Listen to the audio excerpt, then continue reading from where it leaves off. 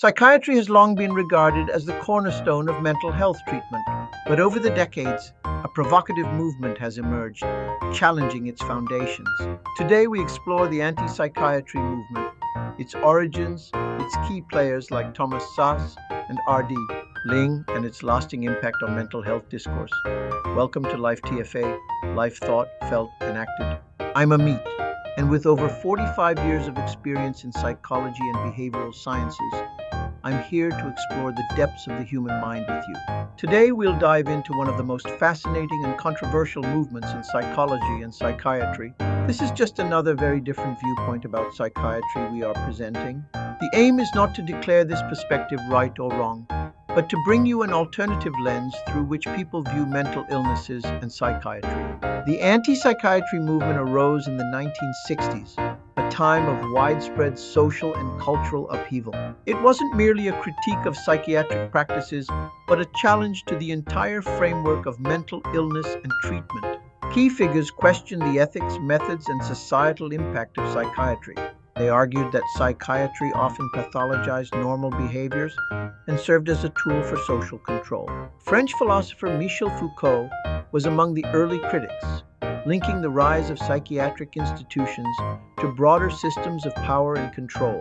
He suggested that psychiatry wasn't just about treatment, but also about marginalizing those who didn't conform. Thomas Szasz, a psychiatrist himself, became one of the most outspoken critics of his own field.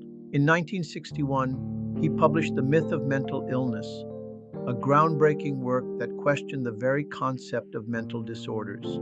Mental illness is not a disease in the same sense as cancer or diabetes.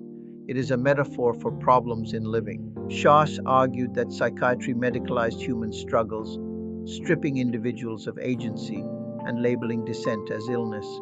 He criticized involuntary treatment, likening it to imprisonment. For Szasz, the power dynamics between psychiatrist and patient reflected broader societal inequalities. He championed individual rights, seeing psychiatry as a coercive force rather than a therapeutic one. Around the same time, Scottish psychiatrist R.D. Laing offered a radically different perspective.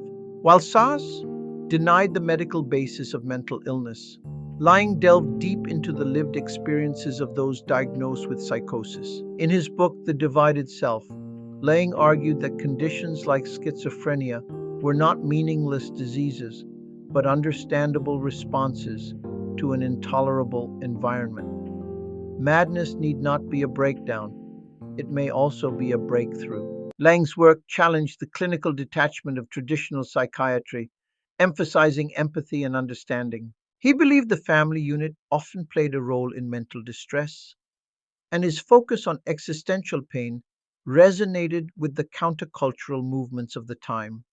But Laing's ideas were not without controversy. Critics accused him of romanticizing mental illness and questioned the practicality of his approaches. The anti psychiatry movement has left an indelible mark. While many of its claims have been debated, it succeeded in pushing psychiatry to evolve.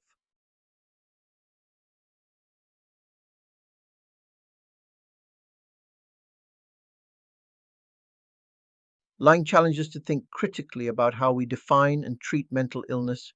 Their legacies remind us of the importance of questioning authority and advocating for those whose voices are often silenced. The anti psychiatry movement may have been divisive, but its call to reconsider the human experience remains profoundly relevant.